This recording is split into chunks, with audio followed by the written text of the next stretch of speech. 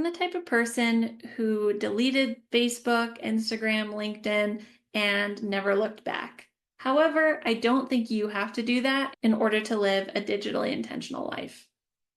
Hi, I'm Jessica, and if the internet just dropped you here and you have no idea who the heck I am, I'm a life coach with 5 years experience, and I've been a digital minimalist basically since the coin was turned, since the term was coined. And yet, I see digital minimalism a little bit different than other people. I'm not just focused on productivity, deep work, and basically making the most out of your work time. That's really valuable and important, and I salute those people. But I come at it from a slightly different angle. What I care about is creativity, spirituality, meaningful connections, and finding purpose in life. So I bring that more broad whole life lens to the way I'm looking at digital minimalism. Today, I'm going to share a little bit more about that philosophy, but first I want to tell you my story because I think it's really important for us to understand that we're not alone because it can be really lonely to consider cutting back on certain digital things that have been seen as obvious and necessary in the modern day life. I hope that my story will connect with you and make you feel like you're not alone and see that there are other ways of doing things and we don't have to do them the way everyone else is doing them. We don't have to just do it because we're told to. So I would say I started getting disenchanted with Facebook specifically probably about 10 years ago. And that's when I started a cycle of getting really disgusted and annoyed with the way that platform worked. I was tired of the arguments and the lashing out at people and the kind of performative posts. I didn't like it. So I would write out these grand posts about how I was leaving Facebook, and then I would just quietly not leave to my own embarrassment. And then I'd do that cycle again and was pretty defeated by the second or third time. So I put that on the shelf. And fast forward a couple years, I was depressed sitting on my therapist's couch. I know my life sounds terrible, but it really isn't. I come out of it. There's a better side to this story, so stick with me. And I was frustrated that yet again, I'd spent another week coming home from work, sitting on my couch, and getting sucked into a YouTube rabbit hole until bedtime. And it felt specifically soul crushing because there were things that I really wanted to be doing with my time. I'd had this dream since I was a little kid of being a published author. And when I took this job that wasn't related to writing, I promised myself that I would keep writing in my free time, writing stories, poetry, and then finally writing that book and publishing it. But I wasn't doing that. And I knew that if I was actually writing every day, I would get to my goal, but I wasn't. And it was so painful to watch myself not be able to do it and feel completely stuck and trapped and immobilized on that couch.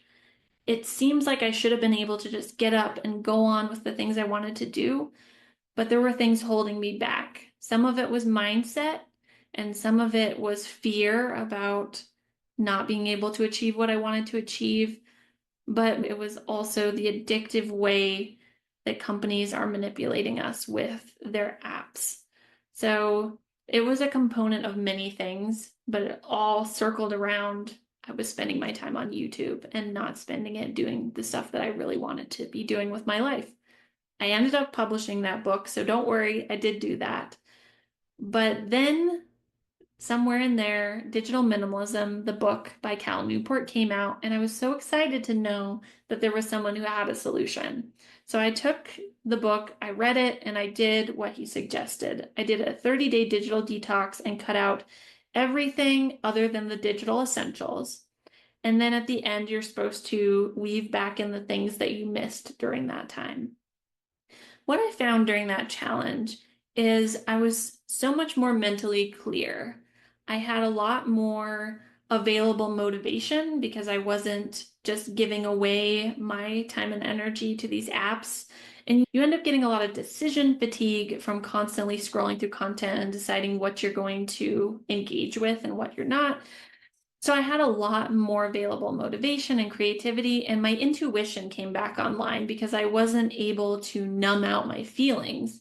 I was actually having to feel them because all of my favorite ways to numb, like online shopping and scrolling, were not available to me during that time.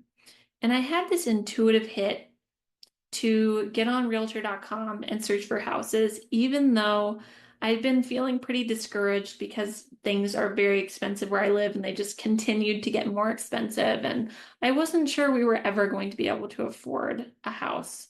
So I was getting married. I got married at the time. So I ended up finding this house that I live in, and it felt very synchronous. While I could have chalked that up as a digital non-essential, I just had this feeling that it was going to be okay for me to check that app and that it wasn't just a way to numb out and escape from my real life. There was something of value to looking at houses at that time. And I'm lucky we found it because it was a very short window of time that this house was available. So I feel very grateful and lucky. Maybe that's a bit woo-woo, but I'm not ashamed of it. Then last year I got pregnant and was dealing with bone crushing exhaustion and fatigue from all of the body changes going on. I was also dealing with the grief of I wasn't going to be the person I was in the past. And I also wasn't a mom yet because my kid wasn't here in the world yet. So I'm in this liminal space between being a person without children and a person with children, and I didn't know who I was going to be yet. My BS tolerance was low, and I was watching myself scroll on social media. At that time, I was into Instagram and noticed that the app was making me angrier, more impatient. It was making me more discouraged and hopeless feeling and very inadequate as I compared myself to all the other people online. And I was just over that, and I wasn't willing to tolerate it. In the past, I would have just completely ignored that feeling because I had.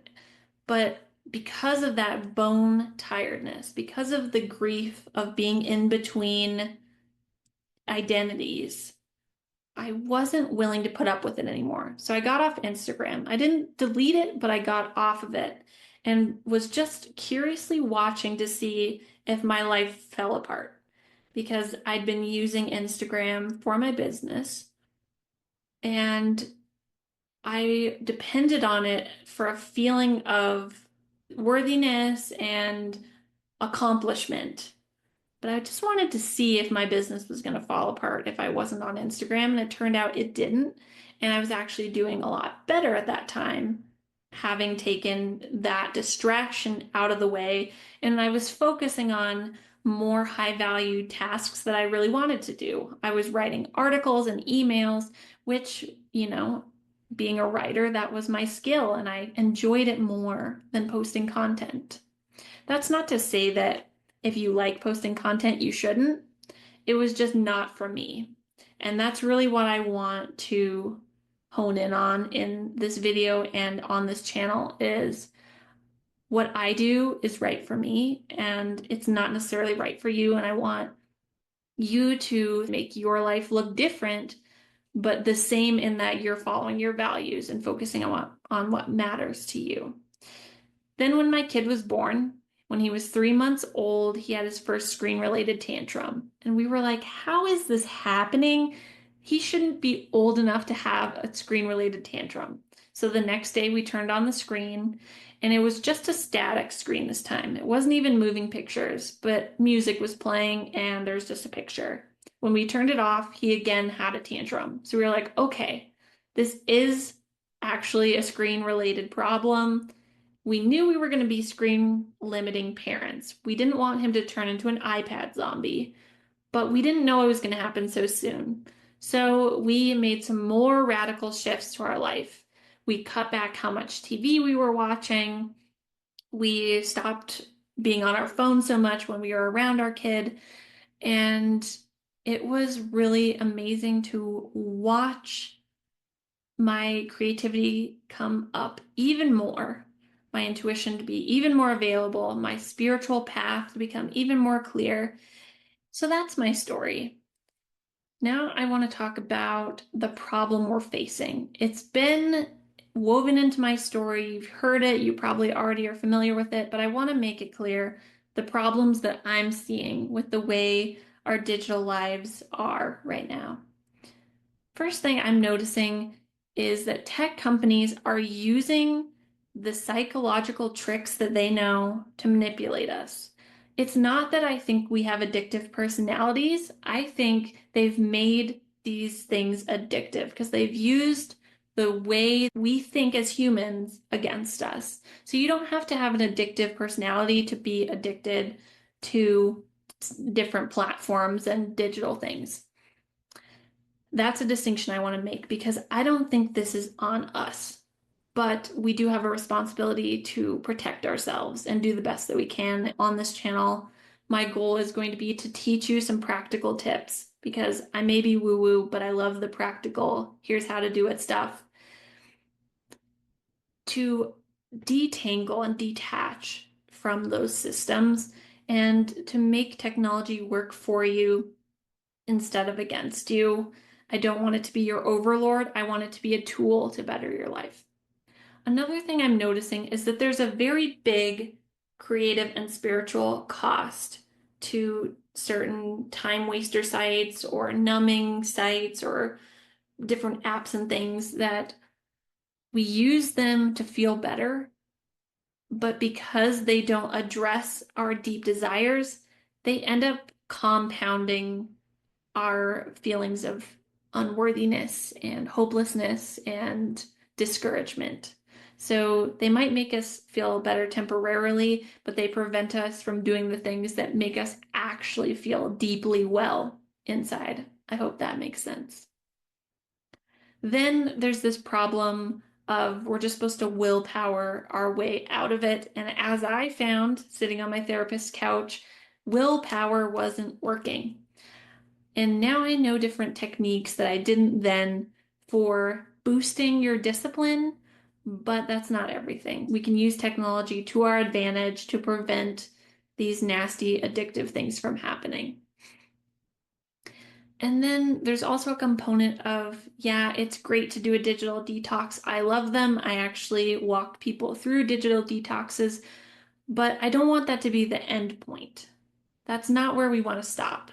We want to go on to make a life that's very digitally intentional and sustainable. That's why in the title of this video, I said I deleted my apps, but I don't think you have to, because what works for me may not necessarily work for you. So I want to transition now into my philosophy since that's where we're headed.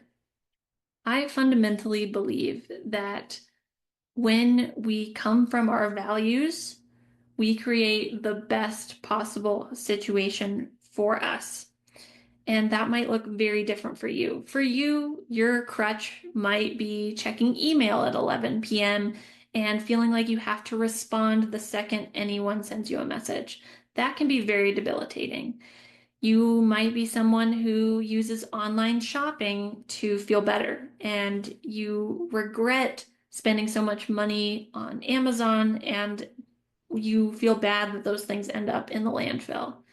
You might also be someone who's just fed up with the politics of these different tech companies and you want to do something other than call your representative because that's not working and make an actual difference by not supporting these companies who are supporting candidates you don't agree with. I'm very passionate about the political movement we're creating when we're not just going with the status quo of this is the way life is now, and we're actually being intentional online and seeing that these things are not necessities, they are luxuries. And if they work for us, great, but if they don't, we don't have to use them.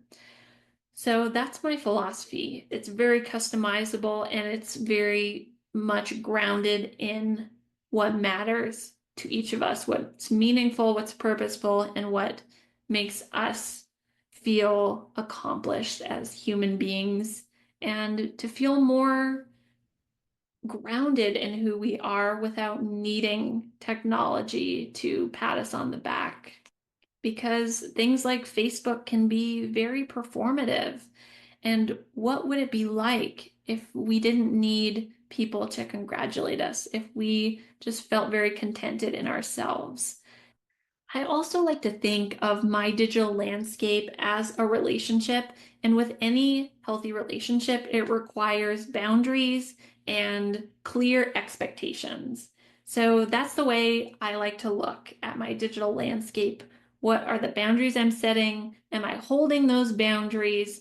Have I made myself clear in what I want?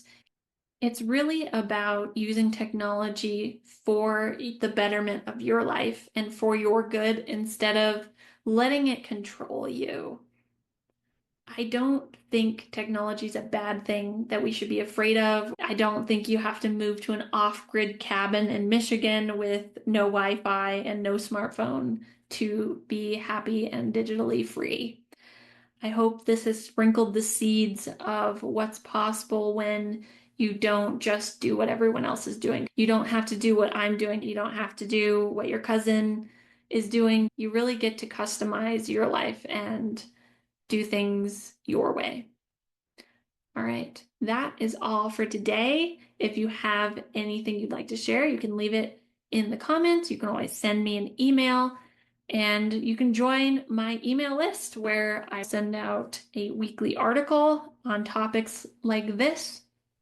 And I look forward to hearing from you. Don't forget to take the 2-minute digital wellness assessment to see where you're at and get some personalized tips from me. And I look forward to talking to you next time. Bye.